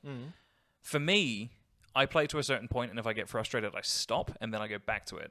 I don't understand the mentality of beating your head against a wall until you're bleeding, and then, wait for sort of the dopamine, as you mentioned, but... I don't know. There's something to be said that Dark Souls is probably more... I feel like it's more aimed towards people who grew up playing like Castlevania on the NES, because it's the sort of game that you play repeatedly and over again to get better and a little bit further every time. And it's got that very old school game design sort of philosophy of pattern recognition. You need to learn this fight, learn the mechanics, and just do better next time. So it's definitely not, and I hate this term, it's definitely not for someone who plays video games casually. Me. It's aimed at someone who either has lots of time, lots of patience, a bit of both, or is just a masochist. Well, there's nothing wrong with that. I not for me. Not for me. I wanted to try Bloodborne once, and downloaded it on my PS4, and then just wasn't brave enough to give it a go. I mean, because... I don't have a lot of time to get into... Last year, I did not finish a game at all. I know Floppy was... Not even one. Wow. Did not roll credits on a single game last year. Not even Pokemon? Oh, Pokemon. Well, yeah, okay, yeah, Pokemon I did. There you go. But the other one, well, it's because you can play that with your eyes closed. Like, I can be asleep finishing that Yeah, thing. that's true. But it's just a time thing for me, a time sink. I'm at Yeah. that point of life now where for me to be able to jump in, play 15, 20 minutes and be able to jump out, it's great. Pokemon's like that. Like Arceus, I can tell is going to be like that. I can jump in for 20 minutes. Again, I bring it up all the time and everyone loves it and loves me talking about it. But Fortnite, I can jump in, do the daily tasks and be done in 20 minutes. Yeah. It's just that fun, relaxing time. Games for me are a way to relax because I played them so much as a kid. I have that, I won't say affirmation, but that's not the word I'm looking for. Association? Association, that's the one. Association with just sitting down, relaxing, playing a game, and enjoying it. And that were the type of games that I grew up with anyway, the old NES games that were hard as hell, but they had to be hard as hell because you only got one game a year, and that game had to last you to your next birthday or Christmas. Otherwise... Yeah. No, it's really weird about NES games. What's and that? Super Nintendo games as well. No one complained when they cost like $200, like Earthbound. Yeah, But now a $70 game is too much. well, that's because people are... Stupid. Yeah, okay. Sure. Just going to say it. I'm going to get that on a shirt. All right, Anto, you're up. Is it my turn? Yep. Oh my god. Okay, so March 18th. I don't know if this is a super anticipated one for anyone but me. But given what we've just discussed about Souls games, yeah. it's probably not for most people. Stranger of Paradise Final Fantasy Origin is coming out on March 18th. From what's been sort of shown off and revealed on this one, this is a reboot / reimagining of the first Final Fantasy game. But done as a Souls-like. But done as a Souls-like. It's being developed by Team Ninja, who were responsible for the Neo series. It's basically Dark Souls with samurais. Yeah, it's just... I don't know. I don't really know how to sort of speak with an unbiased opinion on this one. No, don't. I'm biased all the time. Openly so. But yeah, it's... I don't know. Final Fantasy 1 has always been very bare bones, very basic. And yeah, I think going into this with the expectation of it being a remake like 7 Remake is probably a bad idea. But if you want an action game that's not quite as difficult as any of the Dark Souls series or games like it, this is probably a good stepping in point. It's multiplayer. You can play with 3 people at once. So it's got online co-op. Do you have to, though? You don't have to. You can switch between your characters if you're playing solo. Okay. Which is but cool. Does the computer AI, like, really suck? Is the Not that computer I've AI experienced. at Ben level, basically? It's like you're Probably playing not. with Ben. No. Yeah. No. So much better. Probably a little bit better. But yeah, it's a retelling of Final Fantasy 1. The whole plot is that you are stuck in a time loop where Chaos, the god of destruction, is trying to end the world and you've got to stop him. And for some reason, the main character is called Jack and not something cool like Cloud or Squall or Tidus. Sorry, what? Yeah, I don't know. He's just called Jack Garland. I No. don't know. What was that last name you said? Tidus. Shosha Titus. But yeah. I don't know. I'm excited for it. Who I chucked- names their kid Titus? I always thought it was Tidus because 10 was set and like themed around oceans, but apparently it's not. It should be. It should be because it sounds less stupid. I reckon someone was having you on. No, Titus. it's the official voice acting gives it the name Tidus, which is dumb. Yeah, but that's English voice acting, and they're always wrong. Yeah. Anyway, yeah, I'm excited for it. I got my pre-order down a couple of weeks ago. I'm going to be playing through this with one of the guys I play Final Fantasy XIV with. He's platinumed all of Dark Souls. Oh gosh. Yeah, he likes these kinds of games. Does he ever see light? Yes, he's actually my boss. Oh. Well. Yeah, I'm excited for this one. I think if you want to sort of give this kind of game a shot, this is probably the better one to jump in with. It's a little bit faster than Dark Souls and a little bit more forgiving. And you don't need to know a huge amount about Final Fantasy to stop in. So, yeah, I'd give it a shot. Speaking of not knowing a lot about Final Fantasy, the following game character would also not know a lot about Final Fantasy because they're a cat. I'm talking, of course, Stray. Stray's coming out, Michael Town's game and a Braden game as well. Very much a Braden game. I'm very much looking forward to this. So I've got one line here which I think describes Stray perfectly. You play as a lost cat exploring a cyberpunk world where robots drink alcohol. What more could you want? And that is my TED Talk on Stray.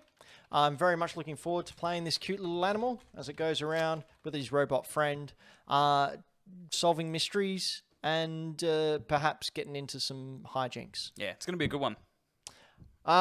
Next up. Next up is Starfield. So it's the first new IP from Bethesda in 25 years. It's being billed as effectively Skyrim or Elder Scrolls, but in space. Apparently the tagline is search for the answer to life's greatest mysteries. So where my socks keep going. Yes, because the dryer doesn't have them. I don't have a dryer. That's there what's you go, crazy. Like, what's going on? I don't have a dryer and my socks just keep disappearing. I'm glad I'm bringing up this real worn and tired cliche, but I was reading something and I need to make a joke, like, really, really quick. That's all good. You excited for this one? You going to play this one? Nope. Me neither. I'm interested. If I'm honest, I've got an Xbox. Like Coda and I got one as part of a Telstra plan because we got 3 years of Games Pass with it for nothing or something. Good plan. Yeah, like I don't know, something about this game in particular. Like I'm not a big Elder Scrolls fan, which is weird because I like fantasy games and I like Fallout. I like the formula and how the games play. But Skyrim just sort of made me go, nah, don't like this. And honestly, they've done nothing with anything really outside of Doom from Bethesda has really sort of piqued my interest in years. Yeah, I mean... So, I was hoping that this was going to be everything that No Man's Sky was. Well, wasn't. Wasn't to begin with. Yeah.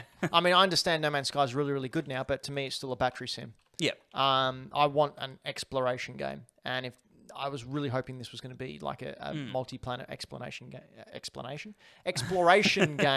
I mean, the cutscenes look great, but you can't really... Yeah, like it looks interesting. Like it looks as sort of spacey and futuristic as you would want a game like this to be. I don't know. I feel like you need some sort of cataclysmic, the world is ending event to grab my attention, or comedy where you're using web shooters to get caught on a Fortnite car and floppy drives you through a building. I don't know. Like it just doesn't grab me, and honestly, nothing Xbox really has in a long time.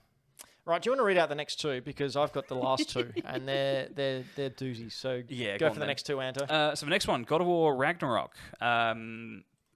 Sequel. Yeah, it's exciting. Like I'm pumped for this one. I'm more excited to play it for the story than I am to actually play the game. That's I'm more excited to see the continuation of these characters. No, that's totally fair. The way Kratos was captured in original 2018 God of War was just brilliant. I liken it to the original God of Wars. When you first played him, it was frat boy Kratos. Yep. And now he's grown up into old man Ben Kratos. Like this, hates everything. Like his son annoys him. You need a big axe. Yeah. You just need a big axe. But yeah, sequel to God of War continues the story ongoing with him and Atreus. Thor has been shown off. You get to fight him. That's pretty cool. Yep. And he's proper Thor too. Oh, he's not pretty boy Thor.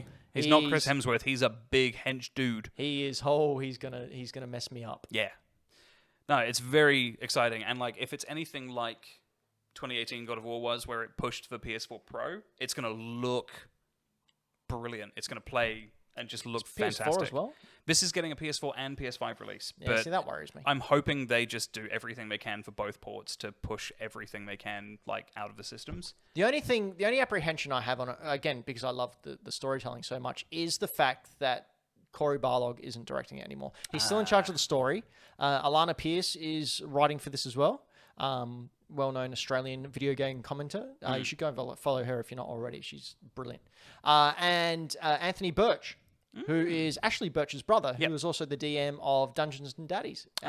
Extremely funny person. Like, super funny, super quick-witted. So I've got a lot of faith there, but also a little bit of apprehension because someone new's coming in. Yeah, understandable. It's like the only thing I can compare it to is when the lead writer for Mass Effect 1 and 2 left, and 3 wasn't quite as good because of it. No, really? Yeah, a little bit. Oh, that ending. Yeah, 3 colours. The colour very choices. first time that the internet got their way, and we regretted it ever since. All right, what's the other game? Next one is going to be a favourite of Verity when it comes out.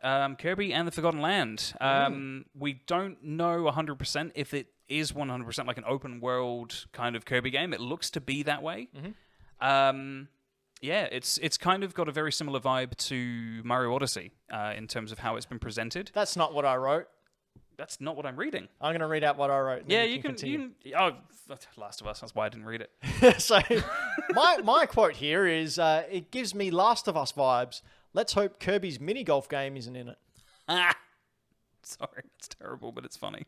I'm I'm excited for this. I haven't played a Kirby game since Well, it's because Epic Yarn. traditionally, Kirby signals the death of a system. What? Go back and look at the release dates. Whenever a system or a console is dying, there's a Kirby game. It's the final nail in the coffin for that system. Old Kirby, the big old death knell of every video game system that there When is. did Kirby come out on N64? Oh, I don't know. That's what I'm Googling. Okay. But while you're Oh, you're Googling right. that- It came out like 2 days before the GameCube launched. Well, thank you. Thank you. Thank you. You can head on over to hackthedino.com and give me my money in Patreon form. Okay, so the 9th most sought after game or most anticipated game this year is, no surprise to anyone, Legend of Zelda 2. Legend of Zelda Breath of the Wild 2. Bring it out. Cannot wait. I am getting so many Majora's Mask vibes from this trailer. I'm thinking Majora's Mask Twilight Princess. Yeah, no, not so much Twilight Princess. Majora's Mask for me is the only time a game sequel, like when I got it and they'd reused all the assets and it was a smaller game and everything, I thought, but then as you got into it, this game was amazing. Yep. They actually made the NPCs fleshed out and like made you care about them. Yeah. And pretty much every NPC had a side quest for you to complete. And you went through and did it all. But this is the type of vibe I'm getting. I think, obviously, they've shown a lot of the sky and with links to Skyward Sword as well, that we're looking at maybe we're going up there a lot more. Link, of course, has his new ability to go through walls. It's for green twizzly.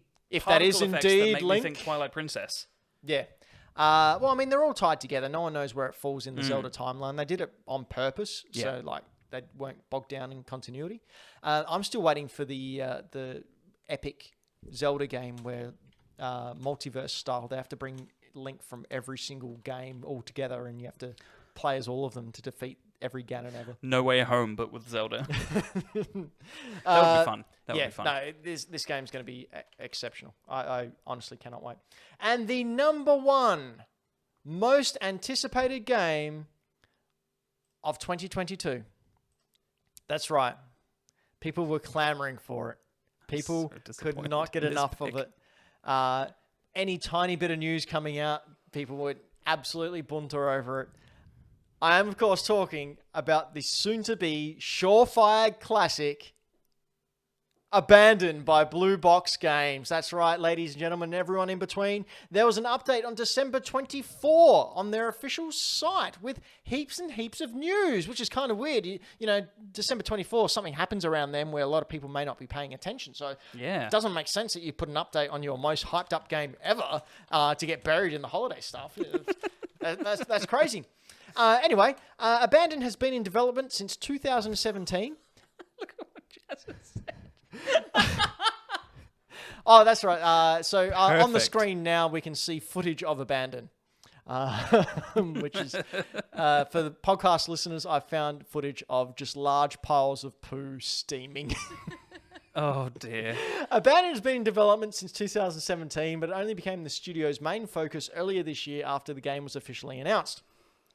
Abandoned's playable prologue has been delayed out of 2021 and into Q1 2022 with, and I quote, the game reveal being around the corner. So the gameplay reveal is going to be around the corner, everyone. Wow. Okay, but the gameplay reveal being around the corner is akin to them saying, hey, here's our tech demo. It's been 3 years in the making, and then that got delayed. It's an asset flip. This game is an Honestly, asset flip. this game's going to... Even if it comes not a out, it's game. going to suck. It is not a game. It's The post also mentions a playable tech demo that will be launching on the Real-Time Experience app in 2022, as well as that's meant to showcase the technology behind the game. However, Blue Box doesn't clarify if that's going to be the same as the prologue or if it will be a different release altogether. I think ProLag is right because it's never coming out. This game. Honestly, like it's so easily readable. It's such an obvious pun, but this game has been abandoned. It is not going to come out. No, it hasn't been abandoned. Like, he just thought he could troll the internet and found out the hard way that, no, you cannot, good sir. Yeah. Anyway, I don't know. Anto, Hello. do you know what it's time for? Deals!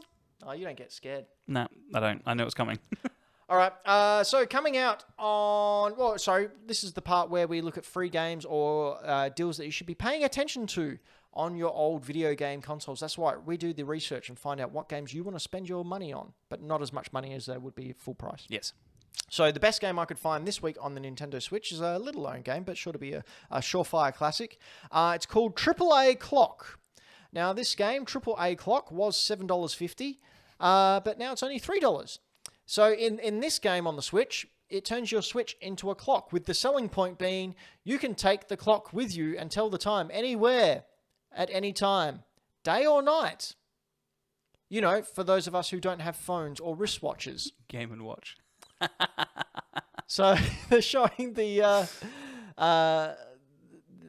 show reel here. There's also... it's got a game in it. It's got one hidden game that you have to find. Amazing. Does it only come out at like... It's a bonus the game. witching hour between 12 and 1 a.m.? 12 and 12:01. So there you go. For the little amount of $3, you can get AAA Clock. Hey, Ben. Yes, Do you like River City Girls? I do. Do you like Streets of Rage? I do. Games like that? I very much do. Well, River City Rampage more so. River City Rampage was a good one. If you like those kinds of games, on PlayStation, so PS4 and PS5, Scott Pilgrim, the game, has been brought down from $22.95 to $11.47. A very specific discount, Love this game. but this game is fantastic. I have the physical copy. I got limited run. Me too. I got the soundtrack included. I got the, not the super duper mega DJ box version. I think Triple Indie bought that one. Yeah, I don't think he's got it yet. I don't think it's appeared yet, but I got the classic release that came in like a Mega Drive style case and came with like the soundtrack and some pins and bits and bobs. I got the Nintendo one. Who would have thought? I got Nintendo one as well. Yeah. Yeah. Cool. It didn't feel right playing this on a PlayStation. Again, for some reason, this feels like a Nintendo game, like couch co-op, like... Well, I play mine on the Switch, Yeah. but amazing game. I played this when it came out originally on the 360. In fact, my 360 still has it installed. I played the demo because I never had the money as a teenager to buy it. Wow. Yeah, great game. So it was $22.95, now $11.47. And I think you want to talk about the next game as well. Ooh, the next one's a pretty good one. You sure you don't want to take this one? No, go for it. Again, so sort of similar to Scott Pilgrim, if you like beat 'em ups and fighting games, the Street Fighter Anniversary Collection has been dropped from $39.95 to $19.97. Yep.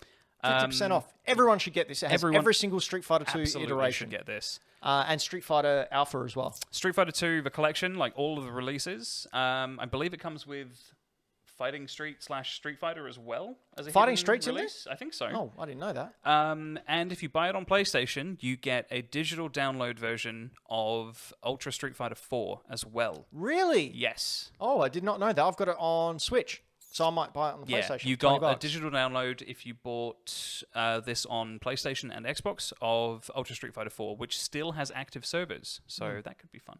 You know what else is fun? It wasn't this release, but one of the releases on PlayStation, I think it was one of the collection ones, but you could choose like Street Fighter 2 Turbo Ryu and play against Street Fighter 3 Ryu. Yeah. That's cool. It's just weird. Yeah, with the hitboxes as well. So you got, if you played Street Fighter 2 Turbo Original Ryu. Street Fighter Arcade, not Fighting Street. Thank you, Triple Indie. All right. And over on the old PS Plus for February, those games have been announced. Plus? You get UFC 4, you get Planet Coaster, and the one that I'm pretty excited about, you get Tiny Tina's Assault on Dragon Keep. This one was a DLC Yeah. for Borderlands Correct. 2? Yep. I never played this. What's it like? I've never played it either. God damn Braden did. I'm looking forward to Tiny Tina's Wonderland coming out. It's basically, Expanded D&D. this, right? Yeah. Can't wait. I feel like Cannot this wait. is something that would be right up my alley. Like, I like D&D. I liked Borderlands. Like, I don't know. I might give this a go before the next one comes out. Yeah, I think it comes out later in the month. I don't know. I should probably check my news. It's not going to come out later this month. That'll be 2 days from now. That's good.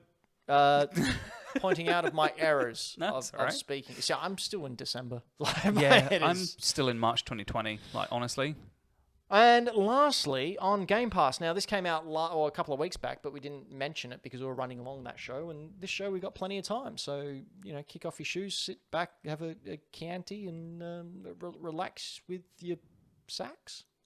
What? Anyway, Game Pass. Mass Effect Legendary Edition is out now and available to play. And coming out last week, which I'm very excited about. And glad I haven't cancelled my Game Pass yet because I want to play this game. Death's Door is now on Game Pass. You played Death's Door yet? No, I've been waiting for it to hit Game Pass, so I don't have to buy it. You're in luck.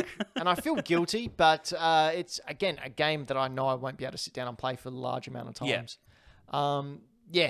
Cannot stress that people need to play this enough. It's a wonderful game from a Queensland development Oh, it was a company as development studio. Cool. Yeah. Well, the Raven that you play is actually a magpie.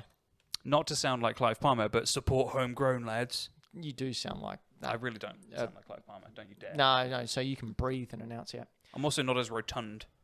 Do you know what Clive Palmer doesn't like? He doesn't like whizzing on your face. He does not.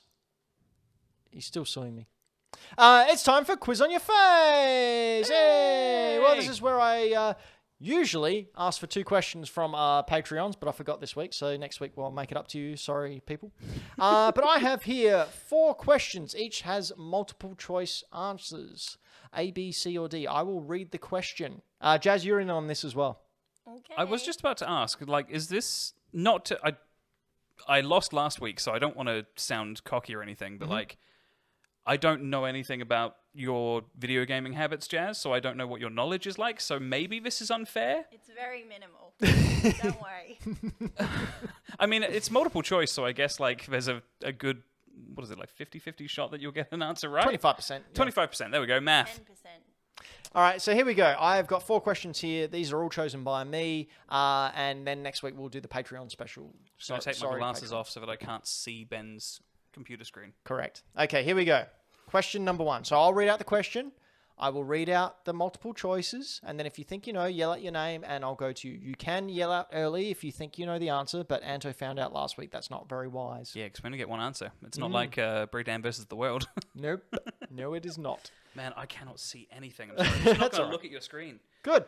Okay. Question number 1. What was the first video game console played in space? Was it A, the Atari 2600, B, the Nintendo Game Boy, C, the Famicom, or D, the Atari VCS as a part of an elaborate marketing stunt? Who wants to... Anto. Anto? I'm going to take a guess and probably be wrong. Yes? I'm going to guess it's the Atari VCS as part of an elaborate marketing stunt. That is incorrect. Damn it. Jazz, do you want a free go? Free try? Wasn't it Game Boy? It was the Game Boy! I wanted to say Game Boy, but as soon as you said elaborate marketing stunt, I was like, oh no, it's that. Damn it. Isn't that the only portable one? It is. Correct. It is. So Jasmine gets a point there. So Jasmine is now beating both Anto and Brayden. I mean, it's not really fair to put Braden on here anymore, is it? Sure it is. He tried. He was part of it. Anyone who sits here and has a go goes on the board. okay, So at the end of cool. the year, we can see who the overall winner is. All right, well, as long as I get 1 point and I beat Braden, it's fine. Okay. This one, I will be very surprised if you get wrong. Okay. Oh, God, pressure. Chrono Trigger Oh, God. is one of the greatest games in existence. It sounds very, very objective. There's no follow-up question to that statement. I just needed it on record again. How many endings does it have? Oh, God. A, 3, B, 9, C, 13, or D, 24? Anto, Anto? 24. It is not 24. Damn it. Jazz, you want to take a guess? 13? It is 13! Damn it! Why As soon as you said 13, I was like, okay, that sounds right. And then you said 24, and I was like, no, it's got to be that. So, Damn. Jazz is now equal with Floppy. My knowledge extends to video game music, I'll have you know. 0 if you don't like it. All right, here we go. Question number 3. Race and Chase was the name of which famous game before it was changed from a racing game into an adventure game? Was it A, Diddy Kong Racing. B. Ridge Racer. C. GTA. Or D. Fast and the Furious Crossroads. Can you repeat the question? Because I missed the first part. Race and Chase was the name of which famous game before it was changed from a racing game into an adventure game? A. Diddy Kong Racing. B. Ridge Racer. C. GTA. Or D. Fast and the Furious Crossroads. I feel like I know it, Well, say your name. but I also don't want to answer first. Jazz, you I'll want go first. Is it B? B. Ridge Racer? Yeah. That is incorrect. Okay, cool. It's Diddy Kong Racing. It's A. So you're saying A. Diddy Yeah. Kong Racing? That is incorrect. What? Really? It was GTA. Are you kidding me? So I've got a little bit of a little diatribe here about that. During a test run, a glitch made the police cars attack the player. The glitch was so well received by testers that the developers had to scrap the original concept and rebuild the game around high-speed police chases. Wow. Okay. Yeah, I had no idea. It's pretty Absolutely cool. no idea. All right, here we go. Last one. A little bit of video game history here. Space Invaders was released in Japan in 1978. It was so popular it caused A. a shortage of 100 yen coins. B. a shortage in rental properties. C. mass panic as the belief was that the real aliens were headed to Japan. Or D. mass panic as the belief that Olivia Newton-John was headed to Japan. What? I'm going to say it's not the last one. Okay, well, that's not the name of the game. So which one do you think it is? Come on. I'm just going to hedge my bets. Anto. Yep. A. 100 yen coins. Correct. A shortage of 100 yen coins. Woo! Anto's finally on the board. Oh, yeah. So going through the leaderboard at the end of that round of Quiz Your Face Off, or whatever it is. Quiz on your face. Okay. Floppy is on 2 points. Jazz is on 2 points. Anto is on 1 point. And Brayden is on 0 points. Suck it, Brayden. But everyone out there in video game land, I trust that your digitized personas can now escape from your digital prison and roam in the real world once again, only to find out that that real world was really the digital world, just a higher res one. And you need to escape from that digital world and go into the real world, which is really the Matrix. But then it's not. Help me. Anyway, Anto, what do you do with yourself? What's something? That's a very personal question. what's something people can do to look at you while you shower?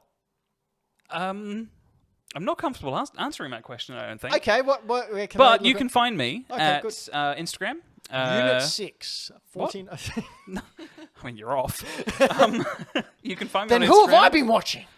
I don't know. I'm on Instagram under Yo It's Anto. The profile picture is of I've forgotten his name. Cloud? No, it's not Cloud. It's a Persona character. Oh. Monster. It's Joker. No, it's not. It's like one of the Personas. Anyway, whatever. It's a Persona creature. I think it's like Jack Frost. There we go. Him. I don't really do a whole lot on there other than share Hack The Dino stuff sometimes. Way to sell your stuff. But yeah, occasionally, like depending on how rare or exciting the thing that I get is, I'll occasionally put things like my video game collections and picks up. I think the most recent one I did was I managed to pick up. It was one of the Final Fantasy VII Crisis Core branded PSPs, which got a limited run of 77,777 units. I found one of those in a cash converters for a couple of $100, which was Wow. good. Couple of $100. Couple of hundred. Yeah, they go on eBay for 4, 5, 6 quite often. Wow. I was on Facebook. I'm now no longer on Facebook. Wise choice. Yeah, just I don't know, just didn't want to be there anymore. And occasionally I'll be on Twitch under the Hack The Dino channel. Haven't been recently because, as we discussed at the start of the show, I'm currently resetting my sleep schedule for overnight shifts. And yeah, that's going about as well as you can expect it would go. Not great so far. I just gotta say, yuck. Yeah, the money's going to be good, but I'm not enjoying the prospect of... Actually, no, I am quite excited for it, to be honest. Like, peace and quiet, getting to... Yeah, I'm not going to say anything more. It's fine. Way to end the show on an upbeat level. Yeah, you can also check out Floppy, who's normally here doing what I'm doing, at Floppy Plays Games. Similar to myself and what you do. He puts up pictures of what he's playing, what he's picked up, what he's found. Yeah, and you can head on over to @Mr. Benjamin, where I put up all pics of all my pickups that I get. There probably won't be any for a little bit because You've I got a spent lot all to my post money. pictures of. Well, I think I kind of did that last night. I got carried away. I was going to hold off, but as I was cleaning all the cases and everything, I'll just take a picture of that. Yeah, I'll that's just take fair. a picture of that. But I will put them all up eventually. Or you can head on over to Bad Game Arts, where I find the very worst game art that video game history has to offer.